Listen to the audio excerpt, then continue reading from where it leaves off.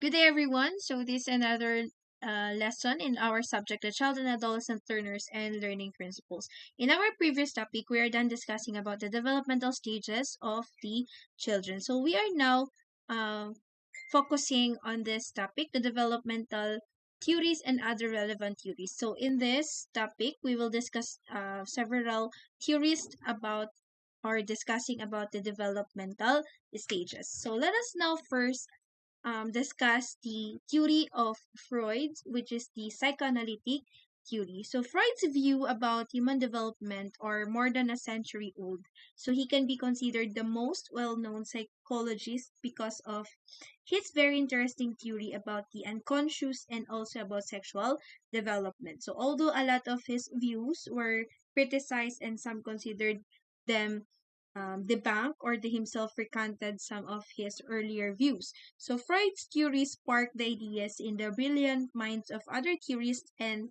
became the starting point of many other theories. So notable of which is the Erickson's psychosocial theory that will be discussed later on. So that is Sigmund Freud or Simon Freud, the Freud psychoanalytic theory.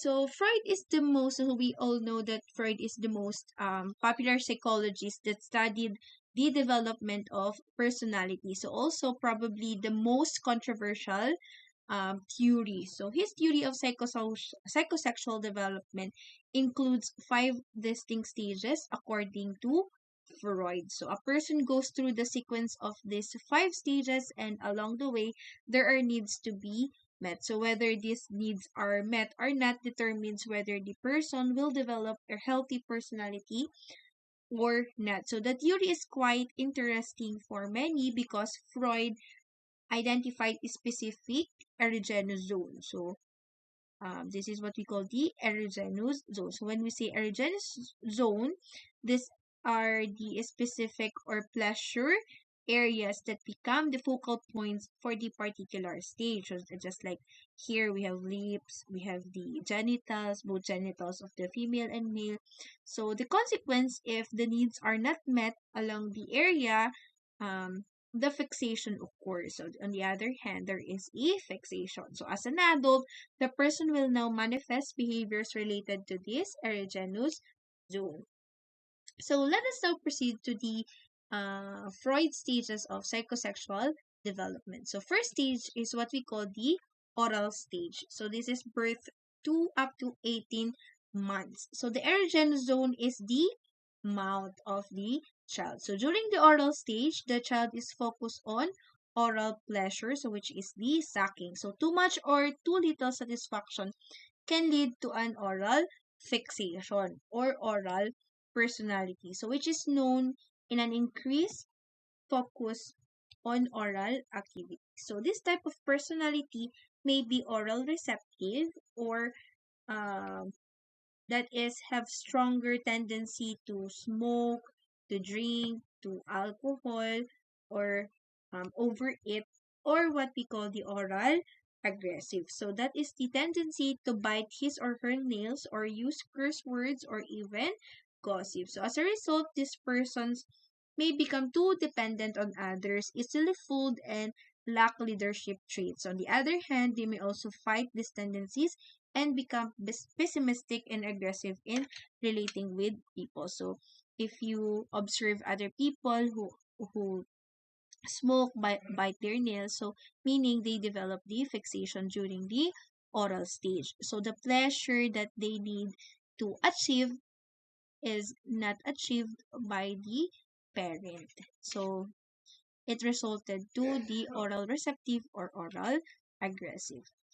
So on the next stage, the second stage is the anal stage. So 18 months to 3 years. So the child's focus of pleasure in this stage is the anus. So the child finds satisfaction in eliminating and retaining the feces. So through society's expectations, particularly the parents, the child needs to work on toilet training. So let us remember that between 1 year and a half to 3 years The child's favorite word might be no. So therefore, a struggle might exist in the toilet training process when the child retains feces to hold feces for some reason. So in terms of personality, fixation during this stage can result in being anal retentive, or this is the obsession with cleanliness, perfection, and control, or the anal expulsive, where the person may become messy and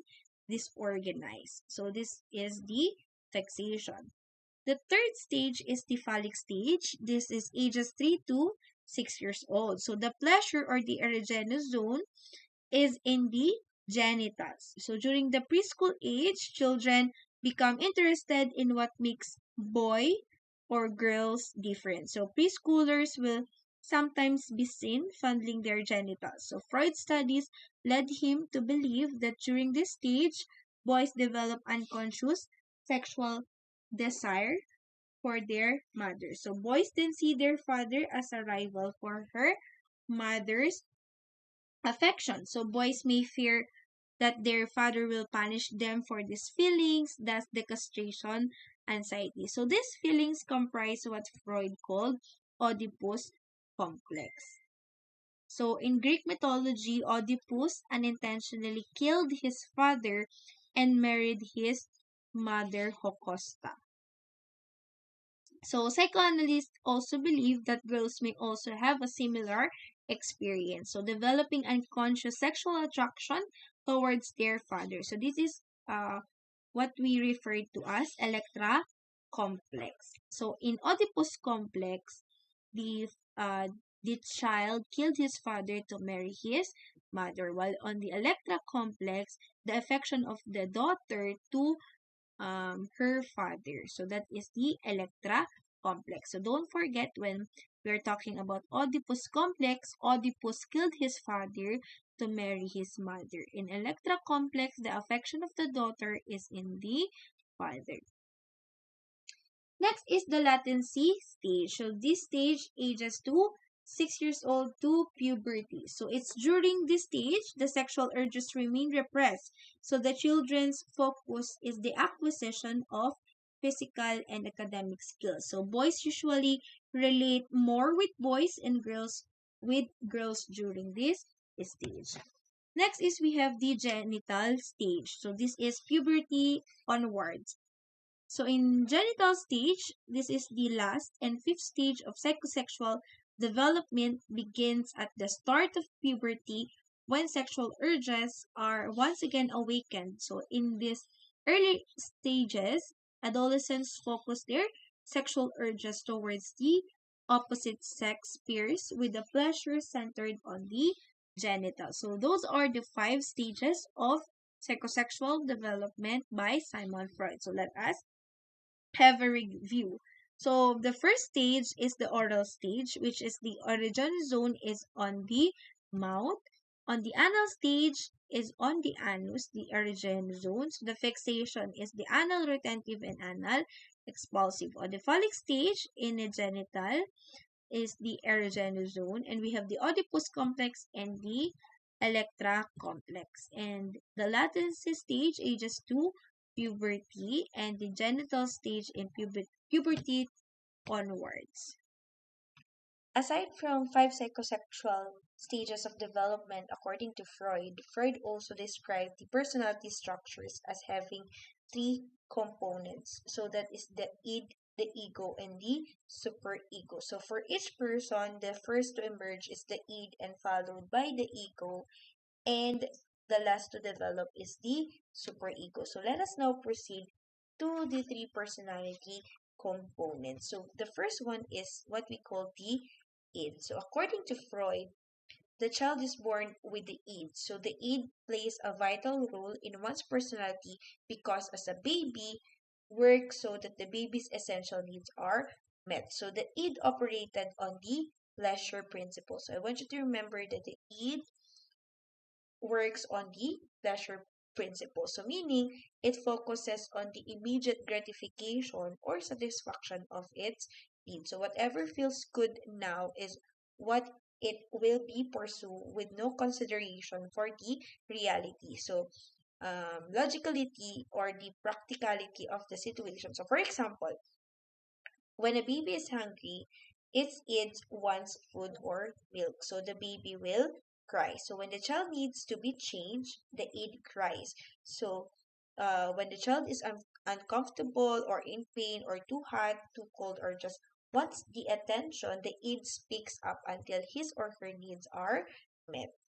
So nothing else matters to the id except the satisfaction of its own needs. So it is not oriented towards considering reality nor the needs of the other. So just see how the babies cry any time of the day or night. Absolutely no regard of whatever mommy is tired or daddy is sleeping, or when the id wants something, it wants it now and it wants it fast. So that is why in it, I want to do that now.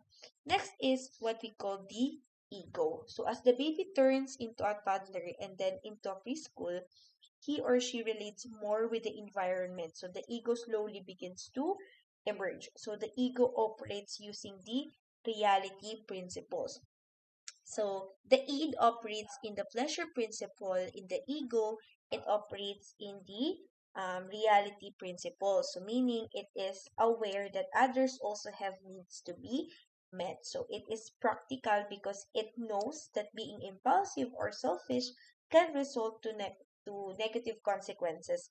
So it reasons and considers the best response to situations. So it is the deciding agent of the personality. So although it functions to help the id meets its needs, it always takes into the account of the reality of the situation.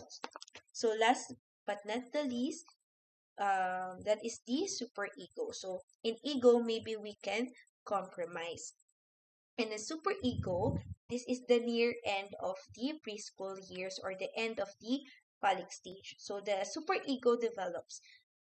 It embodies a person's moral aspect. So this develops from what parents or teachers and other persons who exert influence impart to be good or moral. So the superego is likened to conscience because it exerts influence on what one others considers right and wrong. So as you can see here in the picture, in id, that is the natural child or the adopted child.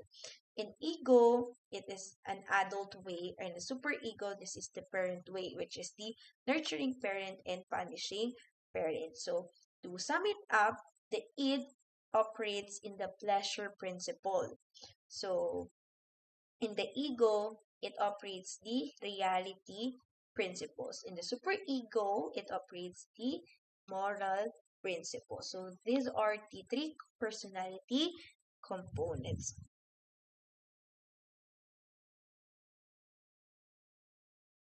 So after we discuss the Freud's personality components, which is the superego and ego, let us now proceed discussing the famous topographical model by Sigmund Freud, the Freud's iceberg model, the conscious and the unconscious. So as you can see here, we have the conscious mind and the unconscious mind. So let us now first discuss the unconscious mind. So Freud said that most what we go through in our lives, the emotions, the beliefs, the feelings and impulses deep within are not available to us at the conscious level. So he believed that most of what influences us in our unconscious, so just like the Oedipus and the Electra complex mentioned earlier, were both buried down into the unconscious, so out of our awareness due to the extreme anxiety they cause. So while these complexes are in our unconscious, they still influence our thinking, the feeling and doing in perhaps the dramatic ways.